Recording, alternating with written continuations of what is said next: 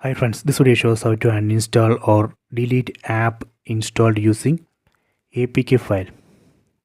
Go to apps tab. Here you can see one app. This is a total commander app that I installed using Android APK file. Press and hold OK button or select button on the remote. And here you are not able to see that details button or the details option. That means this app is installed from unknown source, not from the app store. I will show you how to uninstall or delete this app. Go to settings, set all settings from top right corner. Go to apps, set see all apps. Then from this list we need to find that app. See total commander, select it, set and install. Select OK.